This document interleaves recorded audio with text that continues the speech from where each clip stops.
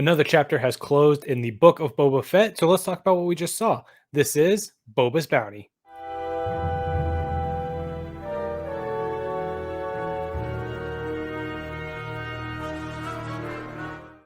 What is going on, everybody? I'm Todd from the Black Squadron Podcast, and welcome to Boba's Bounty. This is our weekly recap show where we talk about all things the book of Boba Fett. So let's talk about Chapter 3. Now, Chapter 3 is probably my least favorite of the 3 episodes that we've gotten so far. There were some good things I liked, some things that I really enjoyed. There were some things that I really didn't enjoy. And it's definitely the weakest of the 3 episodes that we've gotten so far this season.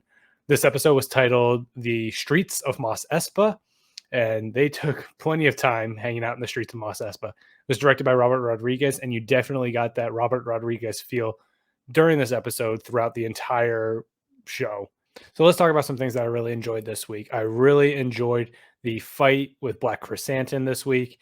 Him being able to take on multiple people at the same time really kind of showcases that just over-the-top strength and what we see in the comics of Black Chrysanthemum translated to live action. So that was really cool. I think really well done.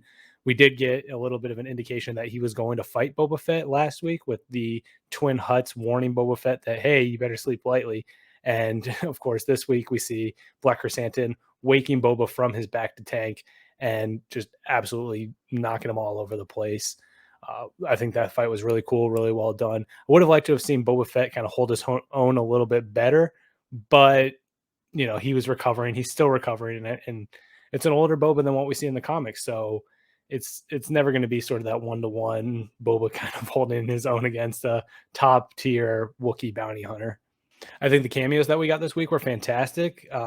Seeing Danny Trejo in live action Star Wars, knowing Robert Rodriguez and his relationship with Danny, it makes sense that Danny would show up. And him as the Rancor keeper was, I think, a perfect casting for this show. Seeing a Rancor again, because we probably knew that a Rancor was going to be shown this season. They keep referencing the Rancor pit, how it was empty in previous episodes. So it makes sense that we get a Rancor. And I loved how, just like they reframed the Tusken Raiders in the earlier episodes, we're sort of getting a reframing of Rancors in this episode and showing sort of that they're living creatures in Star Wars with actual emotions, and they can feel things like depression and actually a range of emotions rather than just this really cool looking beast. I think this Rancor is going to be a huge part of Boba's sort of ruling of Mos Espa, and we'll see this Rancor in probably the finale with some grand over the top Boba just riding the Rancor into glory scene. I think that was really cool, though, and I'm really looking forward to seeing where they go with that. This episode was definitely one of those episodes where it's needed to advance the story forward, and we see that with Boba interacting with the Hutt twins no longer wanting to take over Jabba's throne and Jabba's power, and instead saying that we don't want this because the mayor has promised this power and this throne to another syndicate. And the fact that it's a syndicate that scares off the Hutts makes me think that it's probably someone with a little bit of firepower, a little bit of some power and backing behind them. We're led to believe that this is going to be the Pikes, because the Pikes are sort of who we've seen so far this season as the big crime syndicate that is pulling strings on Tatooine and in Mos Espa particularly. And then the episode ends with all of these Pikes showing up in Mos Espa. But I think there's a little bit of a deflection, a little bit of sort of subverting our expectations of what the actual crime syndicate that was promised is. And I think that's going to be probably Crimson Dawn. I think Crimson Dawn has been hinted at a lot in the comics. We had the whole War of the Bounty Hunters arc where Crimson Dawn played a big role, particularly Kira in those comics. So seeing that translated into live action, I think would be really cool. And I think that they're going to be sort of the overarching big bad. The Pikes will probably be the big bad this season. And the finale of the season will end with Boba and all of his buddies and bounty hunters and allies that he's able to gather fighting against the Pikes in some big finale for the season. But I think if this show goes on to multiple seasons, they're going to need a bigger overarching villain. And that's probably going to be Crimson Dawn, in my opinion. Like I said, there were some things that I didn't love this week. One of them particularly was how the whole Tusken Raider thing was handled with the flashbacks. We've seen a lot of the Tusken Raiders in the flashbacks the last 2 episodes. and we really got to know sort of the culture of the Tusken Raiders and reframing of what Tusken Raiders are and how they're viewed, and more or less a greater appreciation for them as a people on Tatooine. And while it was sort of a little expected that something was going to happen to them after Boba had been accepted by the tribe of Tusken Raiders that held him captive, and then sort of had his rebirth the previous episode, that he was going to need some kind of motivation to return him back to sort of that lone wanderer mentality rather than staying with this tribe of Tusken Raiders. But the fact that it was a flashback that was really quick, and it was just all the Tusken Raiders that had accepted Boba being slaughtered by this biker gang, didn't really feel super necessary. Boba's had that revenge arc before with him wanting revenge against Mace Windu and the Jedi for killing his father. And we've seen that play out in the Clone Wars, and then Boba necessarily getting over that revenge mentality. So it doesn't seem like it's necessary to have Boba again going through this sort of revenge arc in these flashbacks.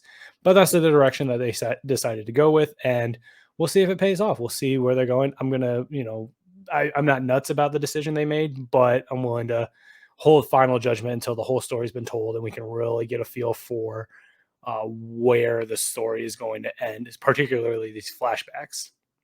The big finale, also this episode, fell a little flat for me. It was this big chase scene between the mayor's major domo and Boba's new gang of young, more or less workers in the city, chasing the mayor through the streets of Mos Espa. And I don't know if it was just the way that it was paced, or the way it wasn't necessarily the way it was shot, but the way it was pacing, it just felt kind of slow as a chase scene and didn't really necessarily feel like it was needed this week.